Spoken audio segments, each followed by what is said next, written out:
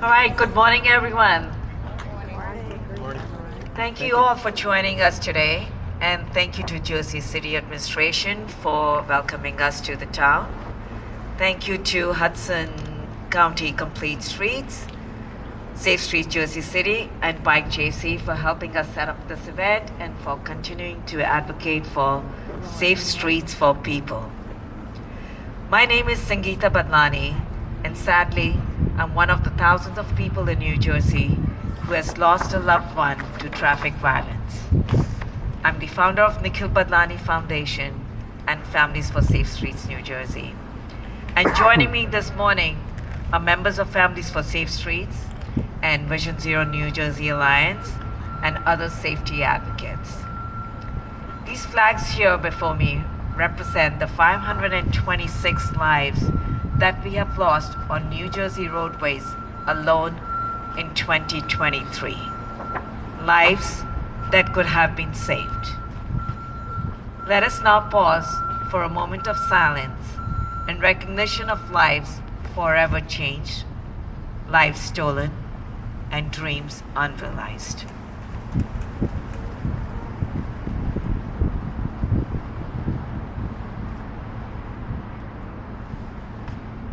Today, we're joining over 75 communities representing Families for Safe Streets, other safety organizations, community members, faith leaders, elected officials, and dignitaries from across the country to mark the World Day of Remembrance for road traffic victims and to demand change. We all have the right to safe mobility, and we can prevent these tragic incidents. We are calling on our elected officials to fix our streets because we need safe streets for people. Nationwide, an estimated 46,000 people were killed in vehicle crashes in 2022. Millions more suffer life-altering injuries and destroy careers, strain income, and alter family relationships. These staggering numbers represent an increase of nearly 22% compared with pre-pandemic numbers. Our roads are more dangerous than they've been in nearly 2 decades.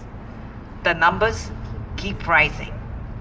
New Jersey is in the top 20 states for pedestrian deaths, and the number of cyclists killed this year are up a shocking 40% over last year. The nation's transportation leaders have signaled a shift in business as usual in their commitment to Vision Zero.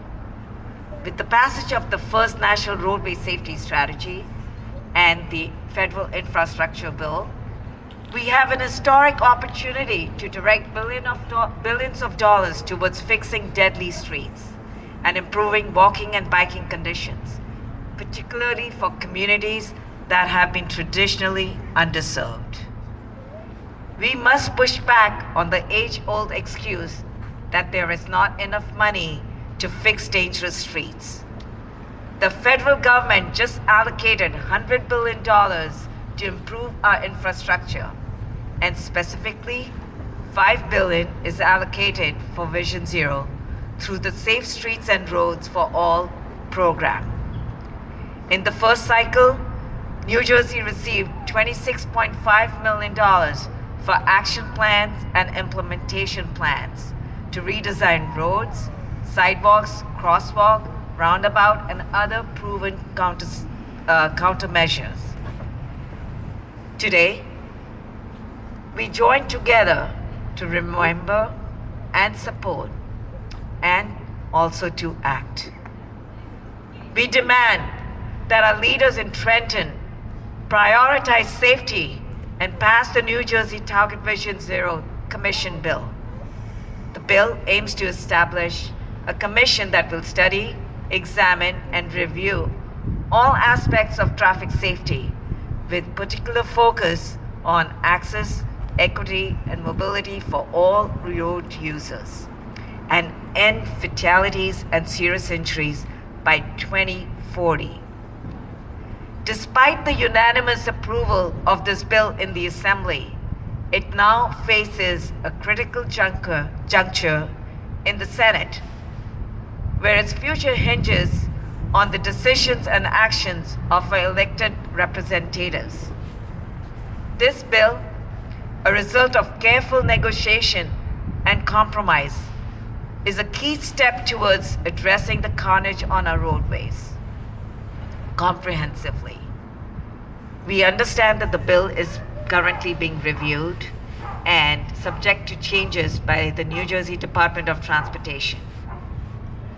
The safety of a community should not be compromised, and we implore our senators to support and pass the bill in its original form without further delay or amendments that will dilute the impact and effectiveness of the crucial measures that it contains. Vision Zero, or zero traffic deaths, is achievable, and we've seen it in Hoboken, in Jersey City, on their local streets.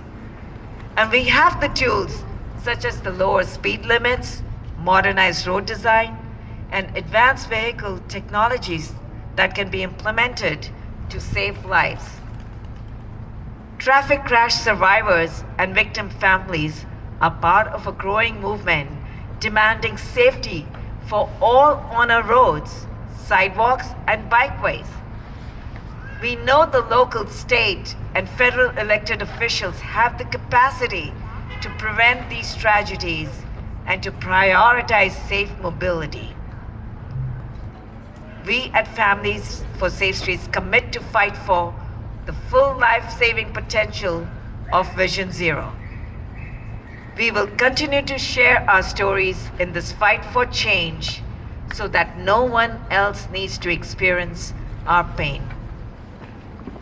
With a heavy heart, I would like to invite now some of the members from Families for Safe Streets and the Vision Zero New Jersey Alliance to share their stories of the profound loss and nightmare that they have endured. First is Anem Badlani, my son.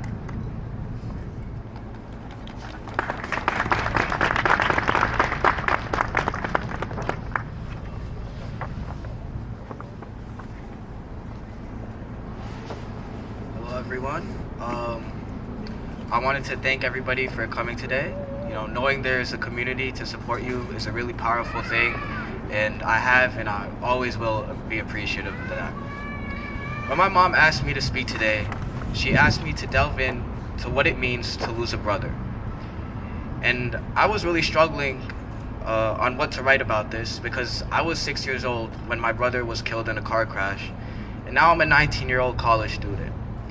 But I think this struggle, this writing block, kind of encapsulate what it means to lose a brother so young and so unexpectedly. When we anticipate something significant, good or bad, we often preserve the meetings leading up to it. And we tend to store the memories preceding those moments in some sort of time capsule that you can go in and look at, when you're older. And even though what might have happened might have been really bad, we're all grateful that we can still access those memories. But when my brother was killed, I recall trying to clutch on to certain memories because when they happened, in that moment, I wasn't trying to store and lock them at the back of my brain because I didn't know I would need to. With the sibling who was the same age as me, he was around 6 years older than me, you think that you have the rest of your life to make memories with that person. And sometimes I think about if he was still alive. He was my big brother, how many experiences that we could have had. He would have always my best interests in mind, and he would always have to be there because he was family. I feel robbed of those experiences. When I've come back home, sometimes I look through photo albums of him, and even sometimes I'll be in the picture with him. But sometimes those photos, they don't feel like memories. They'll just be looking at a photo and it'll just be him and me present, but I can't really feel it. And that is a sad reality that I have to accept. And sometimes I get mad at myself for not remembering all of the interactions between us But oftentimes, I have to remind myself that it is not my fault for not remembering. It's not my fault he's gone. He was taken by a tragedy, an extremely preventable one at that. The longing to create memories with my brother and the frustration in not remembering the ones we have. I think this duality in how we process grief is sometimes an overlooked sentiment that is shared by a lot of those who are here and that have lost a loved one in this fashion. But I just think that gives even more of a reason to be here today, to remember those that we love, and to raise awareness and to advocate for safer streets, because nobody should have to endure what we have. Thank you.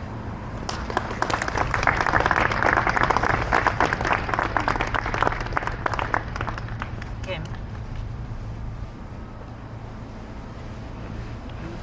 Hi.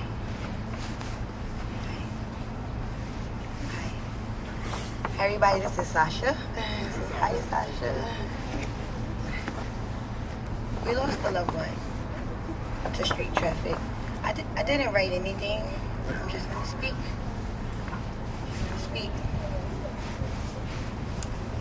On October 28th, 2017, I lost my baby, my 8-year-old. Jerry just turned 8. His birthday is October 12th. So we had 2 celebrations that year. I want to speak about traffic laws. I want to speak about how I feel that I don't have justice for my son. I feel I can understand if you didn't mean to do it. I can. Although I'm a mom that lost a child, I can understand if you didn't mean to do it. But you didn't stop. You kept going. You didn't stop and scream and say, oh my God, I'm sorry, I'm sorry, I'm sorry. You kept going, saying you thought you hit a book bag. Even if this is my first time ever speaking publicly, I never spoke.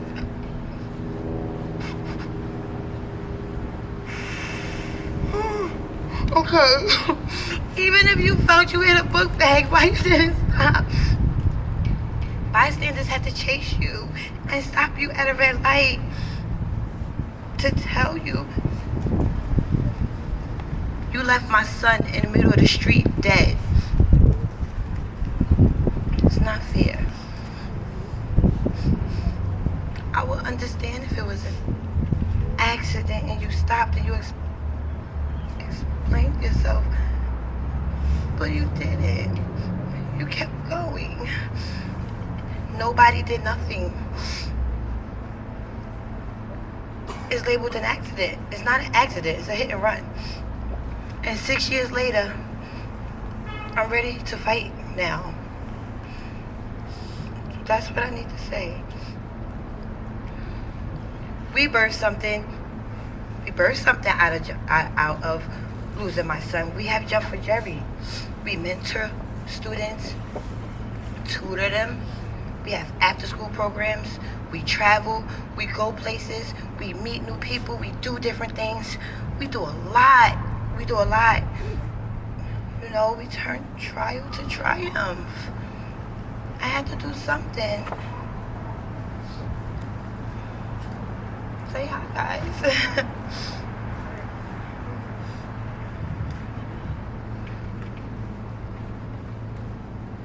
I don't know what else to say. I want to thank everybody that supported us. I see some of our supporters in the audience. Hi, Mira, Solomon, McCreevy. Hi, everybody. We have supporters and the community. You guys support us a lot as well. I absolutely appreciate that. But now I'm ready for justice. I just want to know. I never spoke to anyone. An officer never called me. I've never got no answers at all. Never got any answers at all. They just said it was an accident. That was it. So that's where I'm at now. I want to move forward because now I want to know exactly what happened to my baby. Thanks.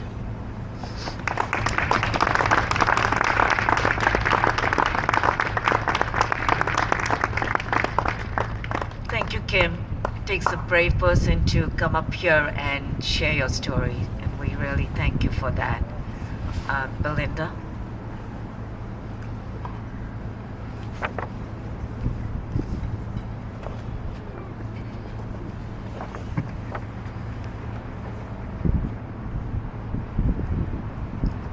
Hi, my name is Belinda Delancey. Philip James Delancey was a son, a brother, a friend, a boss, a colleague, an environmentalist, a recycler, a voter, a lifelong resident of Jersey City, and he was the victim of a tragic hit and run. Philip lived a few short minutes away from his job, which he walked to and from daily. Philip never owned a vehicle and enjoyed being able to commute easily around the city. It was his way of contributing to saving the environment and opted for mass transit whenever necessary, but as mentioned, he loved to walk.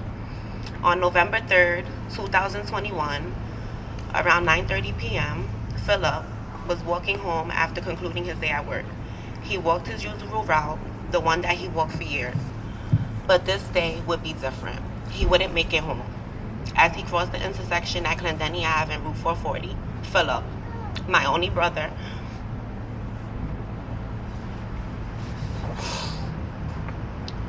my best friend, my world was fatally struck by a car. The driver of that car fled the scene and left my brother to bleed out on the sidewalk. Philip spent his final moments on the cold pavement alone. I will never get over the fact that my brother strolled home doing everything correct, walking in the crosswalk, waiting for the signal to change, and a vehicle hit him and killed him with little to no regards. Another pedestrian found my brother laying face down on the pavement and called for help. By that time, it was too late. My brother died less than an hour later from his injuries at Jersey City Medical Center. He was 36 years old. It's been 2 years, 2 weeks, and 2 days, and still every 2 minutes I think about him. I would like to say that it gets easier, but it doesn't. I miss my brother more as the time goes by. Today, all I have are the memories of my brother and that truly hurts. I appreciate everything this organization has done to try to make sure no other family goes through what my family has gone through. I pray for your success every day. Today, we remember all those laws. They're gone, but they're never forgotten. Thank you.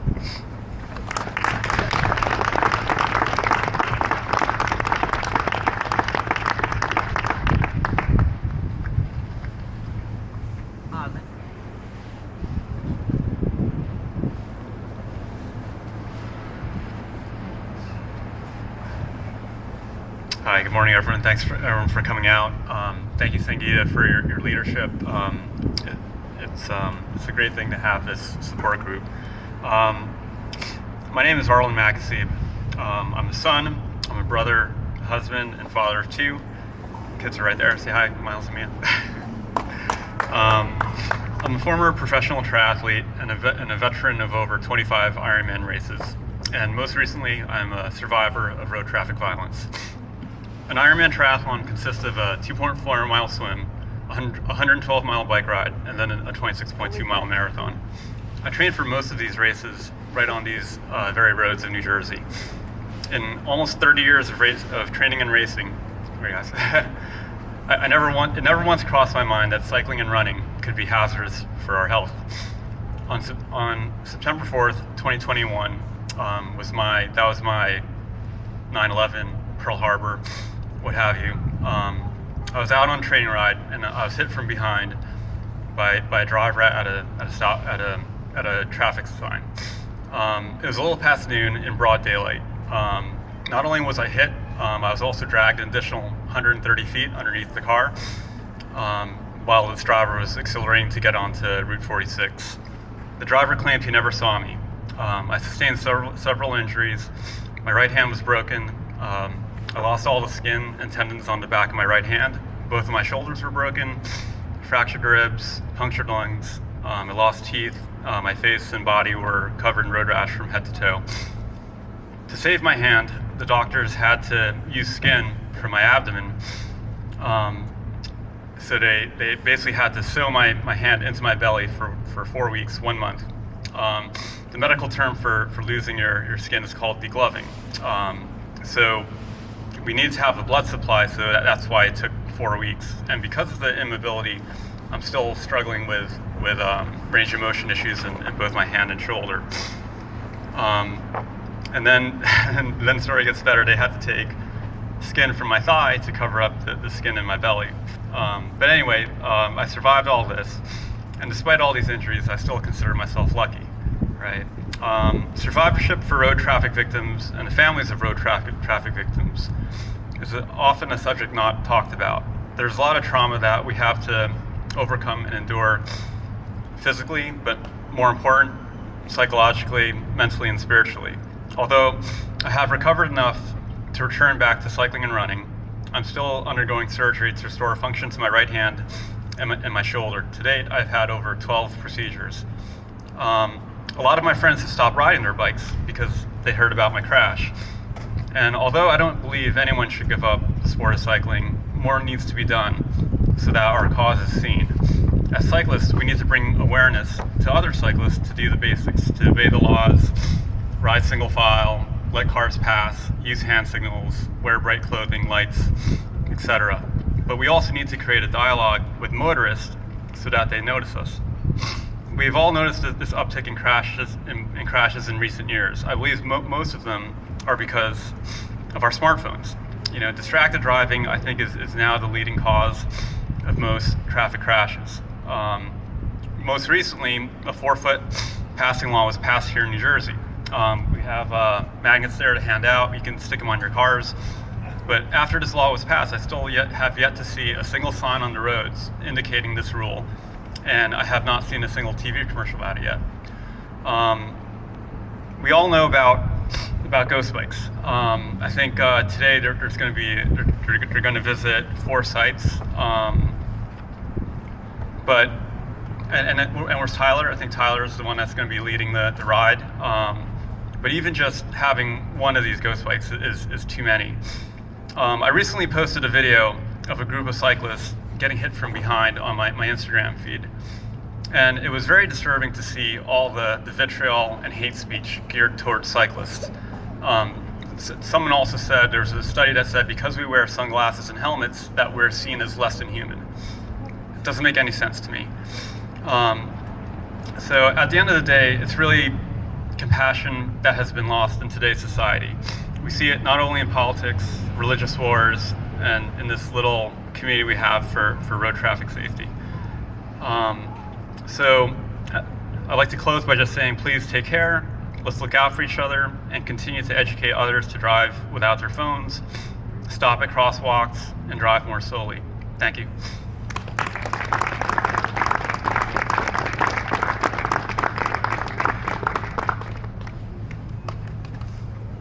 Yeah, don't be fooled by Alan.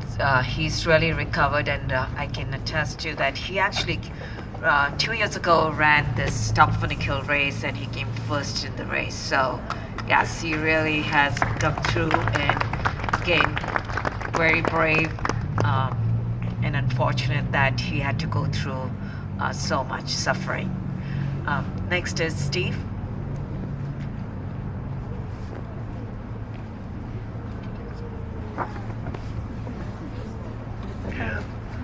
They don't extend up to my size. Hi, my name is Stephen Dunn. I'm a firefighter and an EMT in the city of Elizabeth. Firstly, I just want to say thank you for the families for coming out and speaking. I know that's not easy, and I want to let you know that as a first responder, I've been there for several of these traffic fatalities, and I remember every single one of them. And I'm sure the people who are at your scenes remember them too. Traffic violence has affected my life in a pretty profound way. And I think most of you here might know me as the biking fireman. That's what I use kind of to promote my advocacy. I use my position as a firefighter to advocate for the victims I've cared for on our roads. But I'm also an EMT instructor, and I kind of want to put my EMT instructor hat on today to relay a point. In July of 2015, I was on EMS 5 downtown in Elizabeth when there was a call for a pedestrian struck uptown. It was at the corner of Chilton Street and Rawway Ave. By the time I got there, 2-year-old Sophia Flores was, if she wasn't already dead, she was close to it. And I was there to take care of her grandmother, who happened to be holding her as she crossed the crosswalk. As she was in the crosswalk, she was holding her 4-year-old grandson's hand. And so I started taking care of the grandmother in the back of the ambulance. And if you don't know about emergency service in New Jersey, just to again give you my quick education on it, we have advanced life support and basic life support. So I'm basic life support, and usually for a call like this, we would have 2 advanced life supports paramedic in the back of the ambulance. But we didn't because we had a split to take care of multiple patients. So as I apply cricoid pressure to the grandmother's trachea to help put a tube down her throat to help her breathe, I have to also try and comfort this 4-year-old boy who just watched his 2-year-old sister get killed. And so, well, I guess what I want to say is, as part of being an EMT instructor, early on in the class, we talk about when you have a duty to act. So it's pretty obvious, right? If you're on an ambulance and you're an EMT and someone calls for help, you have to help. But also there's other situations where you have to report things. If we see elder abuse, if we see child abuse, we have a reporting process where we have to go act. And it took a while for me after that particular crash in 2015. I rode by it later in the day and I looked at it and you almost couldn't tell anything happened. And for 3 years after, you couldn't tell anything happened. They didn't even bother to paint the crosswalk. The crosswalk's since been painted, but there's really no safety improvements there. And for a long time, I kind of kept saying to myself, why haven't they done anything? Why haven't they made anything safer? It took a while to realize that they are we. It's us here. It's our elected officials. No one's going to do it for us. No one's coming to save us. No one's coming to save the next victim. We have to go out and do it. And I feel as a first responder, I have a duty to act, a duty to do something about this, because I'm just tired of going to the same fatalities at the same places, the predictable locations, predictable people, predictable times of day. We have the tools to fix this. So I personally feel like I have a duty to act. And I'm going to tell you, I think if you're here now, you have a duty to act because you've heard these stories. These families were brave enough to come up here and talk about it, and we heard it. We have to call our senators, we have to call our assemblymen, we have to get this Target Zero bill passed because it's been too long, too many people are dying. All these flags, they're people. And that's just one flag. There's a ripple effect that goes out through our society that really can't be measured in economic terms. And thank you again for the families for talking, and thank you to Sangeeta. And I just want to say, Sangeeta, it's unbelievable what you've done with your loss to create all of this over the years. And she needs our help, and all these families need our help. And thank you.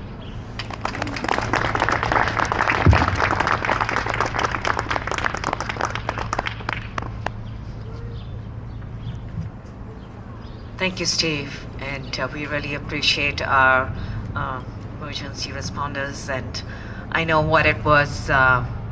Even now, every year we have our emergency responders come to the anniversary of Nikhil's, where the crash happened, and we are very appreciative of everything that they tried to do to help him. Unfortunately, they couldn't. And now I'd like to introduce, I don't think he needs an introduction. A lot of you are here from Jersey City, Councilman Solomon. He represents Ward E in Jersey City. As a dad, a cancer survivor, and a teacher, Councilman is committed to making Jersey City a place that supports all our families, not just the well-connected. His vision for Jersey City includes affordable housing, transparency, and ending sweetheart deals for developers, racial justice for every resident and every family, and ending traffic violence with safe intersections and streets. So, Councilman Solomon, thank you.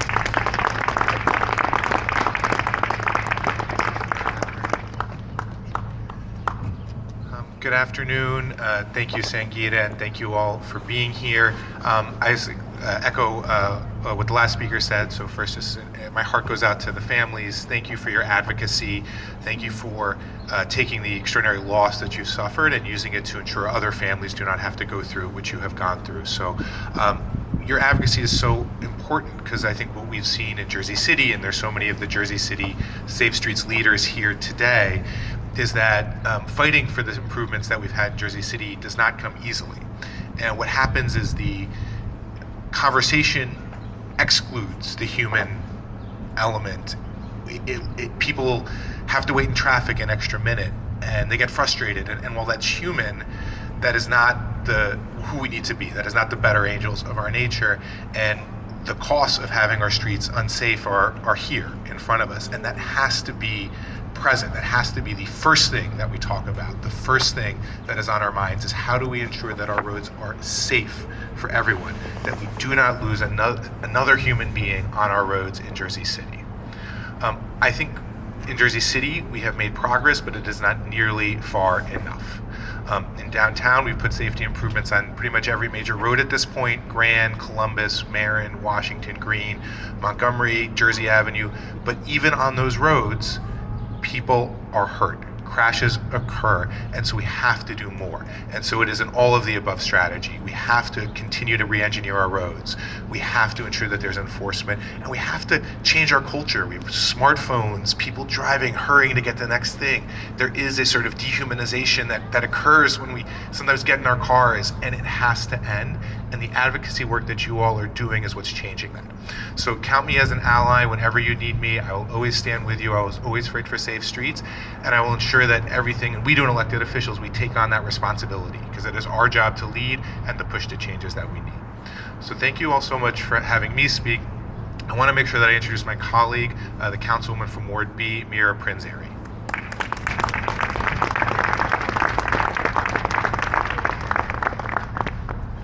Thank you, Councilman. Thank you, Sangeeta, for the organizing you've done, to you and your team.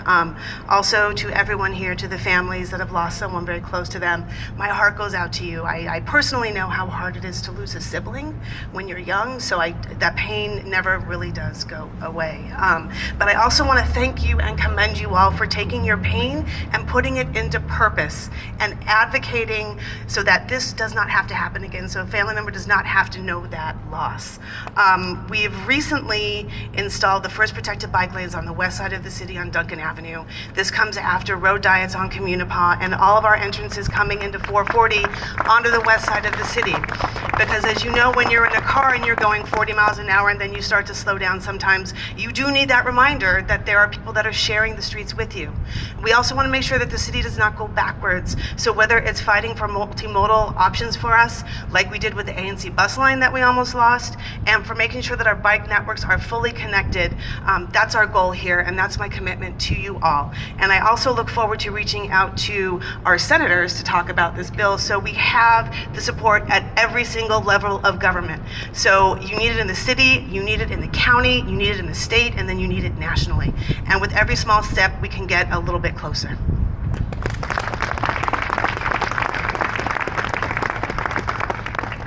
I just wanted to say one thing, and people may have been planning to do this earlier, but I just wanted to take a moment to thank someone we lost in the Safe Streets community in Jersey City, Chris Angelis, the co-founder of Bike JC, who tragically passed away very young. And anyone who knew Chris knew he was the best of Jersey City, born and raised here, deeply, deeply committed to a safe, just city, and he is part of the reason we see so many improvements in our city from founding Bike JC. So I just want to take a moment to acknowledge everything that Chris did here today.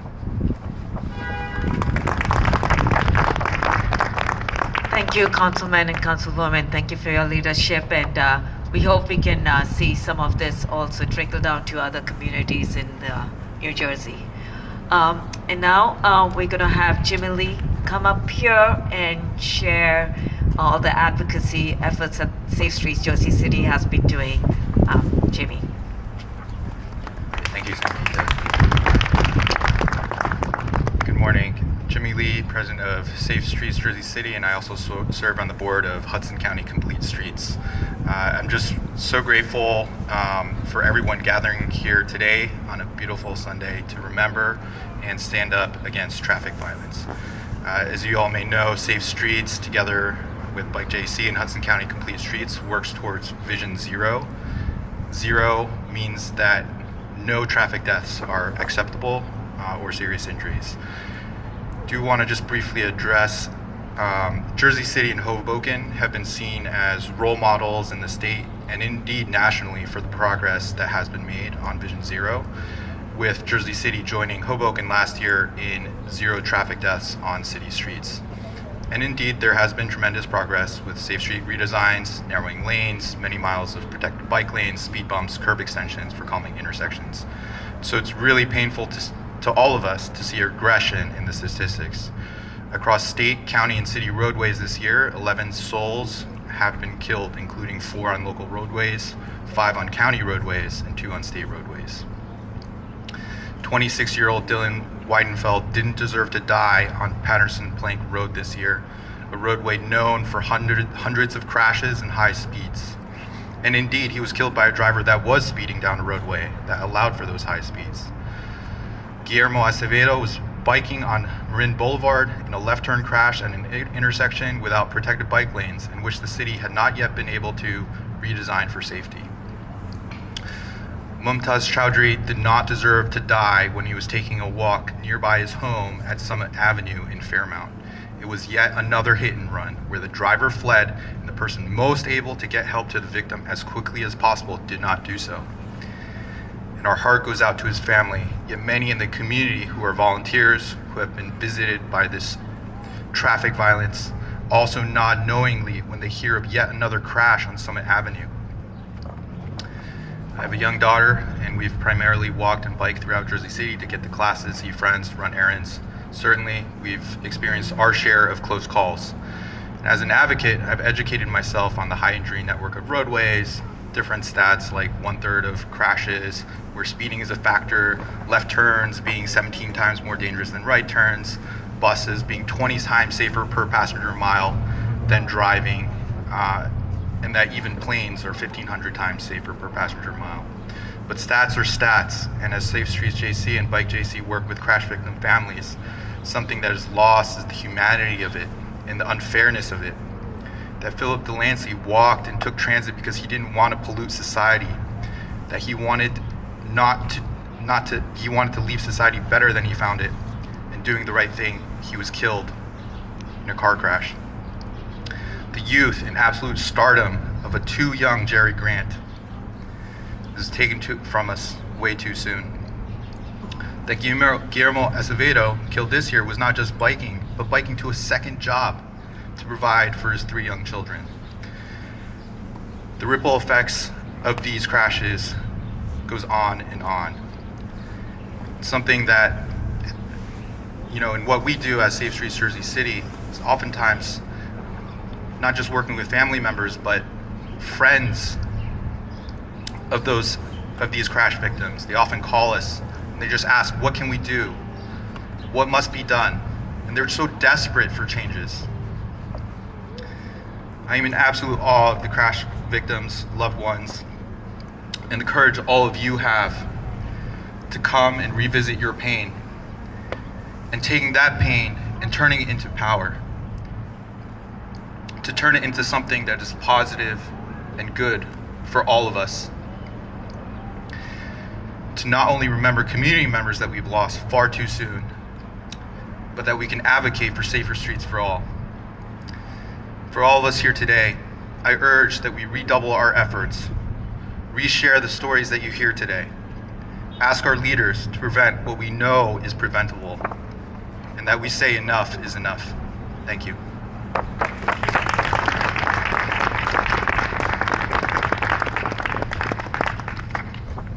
Thank you, Jimmy. Just want to make sure we haven't missed anyone over here. Okay, next is Corey Hannigan from Tri-State Transportation Campaign, and also in the leadership of Vision Zero New Jersey Alliance. He is a dedicated advocate and an unwavering voice of change. Today, he brings forth perspectives that echo the urgency and gravity of our collective mission. Corey?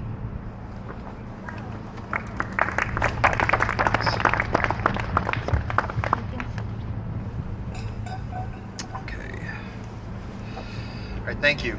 So first, I'd like to thank the families for sharing their stories, Jersey City for hosting, Families for Safe Streets New Jersey, Hudson County Complete Streets, Bike JC, and the Vision Zero NJ Alliance for planning this really important event. I've been so moved by the stories we've heard today. It's really reminding me why it's so important that we do this work to stop creating more stories like this. So my name's Corey Hannigan. I'm the Active Transportation Program Manager for the Tri-State Transportation Campaign. We're a supporting org for Families for Safe Streets New Jersey and a leading member of the Vision Zero NJ Alliance. If you'd like to support the Alliance, please consider scanning our QR code and signing our Vision Zero pledge. Every voice counts, and we're always looking for people to join the fight. So in 1990, the year I was born, there were 201 pedestrians killed in New Jersey, on New Jersey's roadways. That's 201 empty seats at dinner tables, 201 futures cut short, 201 holes blasted in tight-knit communities. Last year, 2022, that number was nearly unchanged at 191 pedestrians dead. That means that after over 30 years, we've made virtually zero progress on pedestrian safety. The 2020 Strategic Highway Safety Plan called for only a 14% reduction in traffic fatalities over 5 years. And fatalities have not declined since 2020 and instead have risen to the highest levels in decades. This year alone, bicycle fatalities are up 40%. This shouldn't just make us sad, it should make us angry, because we have the proven means and methods to stop this carnage. Rather than yet another plan for more of the same, it's time for a totally new approach. Safe and livable streets go beyond the scope of one agency. We need coordination between officials on transportation, health, safety, law enforcement, environmental justice, and more. And we need to go beyond focusing on personal responsibility and instead looking at traffic calming roadways, planning walkable communities, building regional trails, regulating vehicles, and increasing data transparency. We need to focus on proven results and real accountability.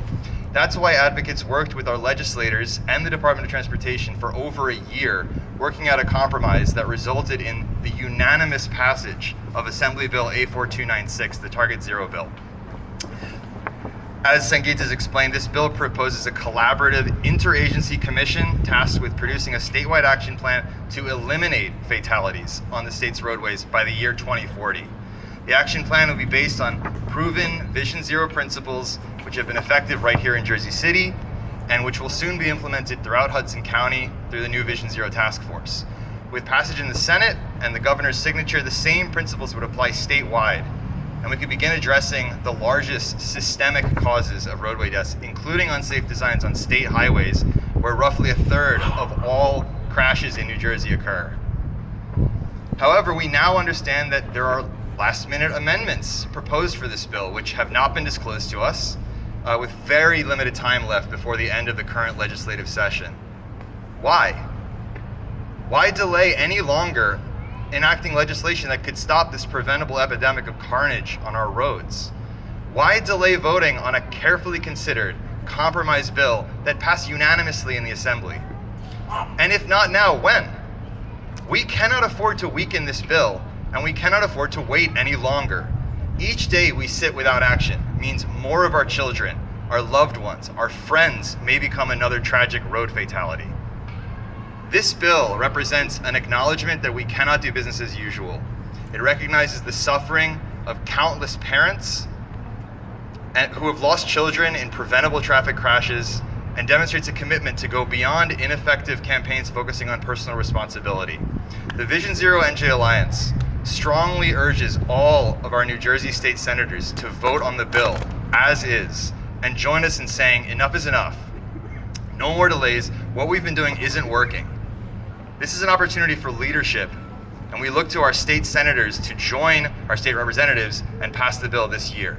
We welcome your oversight role as our elected representatives and call on you to direct all state agencies, including our DOT, to collaborate on a new path forward, a path that could make New Jersey's roads death-free by 2040.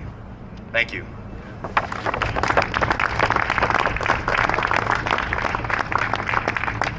Thank you, Corey. Emmanuel. My name is Emmanuel Morgan. I'm a co-founder of Hudson County Complete Streets, and I'm here to say that we can change. We can make change. We have to make change. The entire population of Kearney, 40,000 people plus, that is the size of the community of people who are killed in traffic fatalities in the U.S. every single year, and it is unacceptable. We are here to advocate for you, for the families. If you want the speed bump, if you want the bike lane, if you want the the curb extension, let us know. If you're an elected representative, come to us, make a commitment. Follow the lead of our excellent transportation planners who know how to create safer streets, who have had results leading to safer streets, narrower lanes, all of the strategies that they know how to deploy, they will do, but they need the help of our elected representatives. Thank you.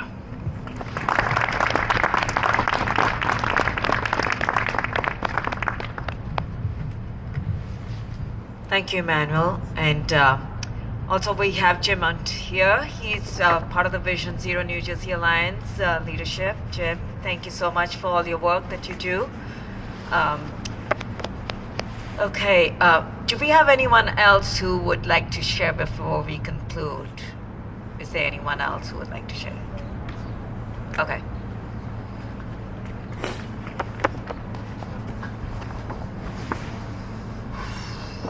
Hello, everybody.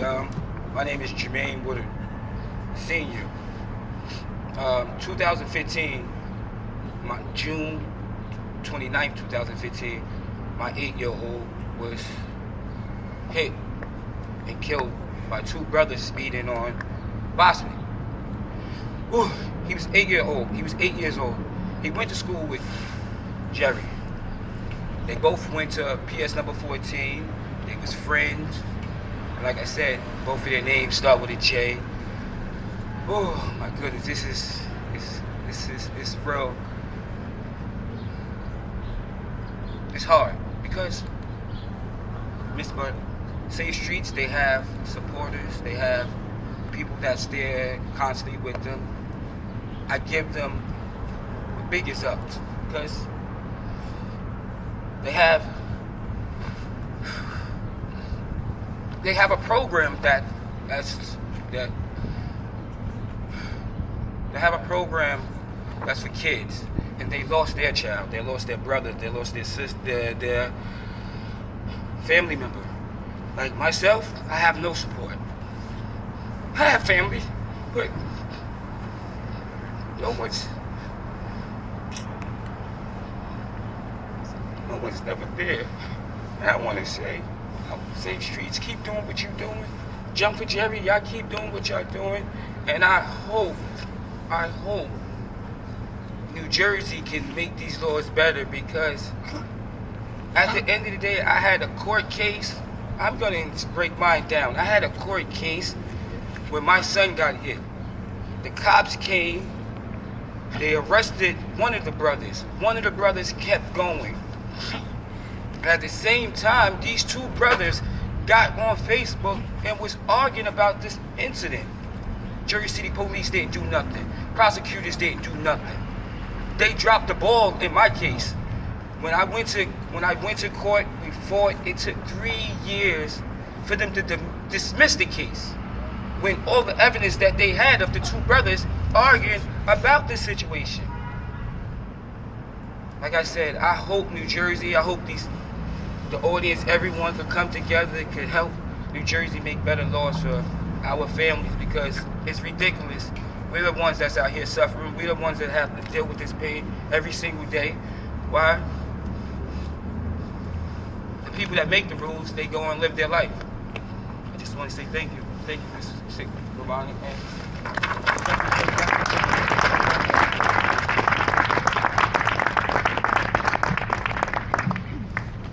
Thank you, Jeremiah. I met him years ago when it had just happened, and we met.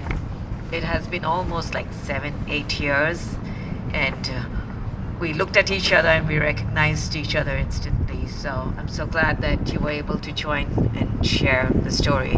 Again, you've heard all these heartbreaking stories, These are not just statistics. These are lives, loved ones of people, and that's what the culture has to change. We can break free from the inertia that allows more than 600 people to die on New Jersey roadways each year in preventable crashes. We can and we must do better. On World Day of Remembrance for Road Traffic Victims, we urge our elected leaders to do the right thing by the people, for the people. Let us unite in our demand for the swift passage of the New Jersey Target Zero Commission bill and end the silence on traffic violence.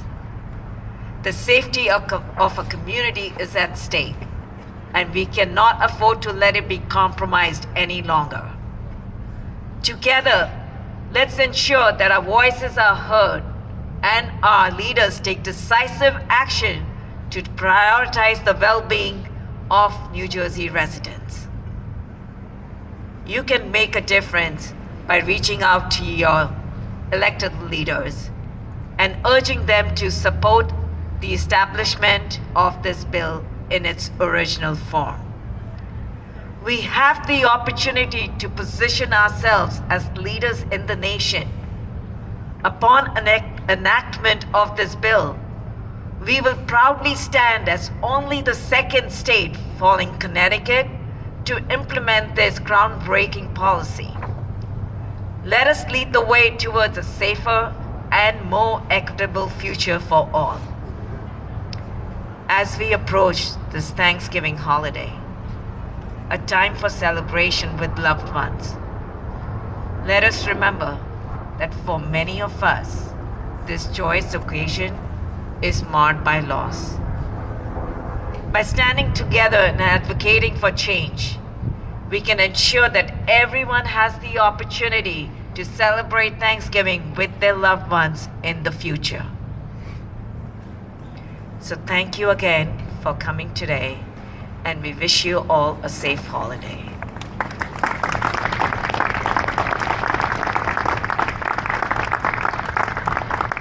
With this, we conclude the ceremony, and now I'd like to get all the families and take a picture of everyone. If we can just stay right here, that's good. Okay, and then right after that, I'd like to invite Tyler Newcomb to share his bike route for the memorial ride. You want to give everybody who they need? Yes.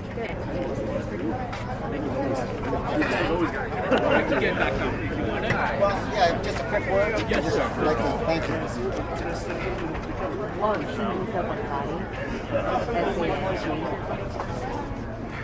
you.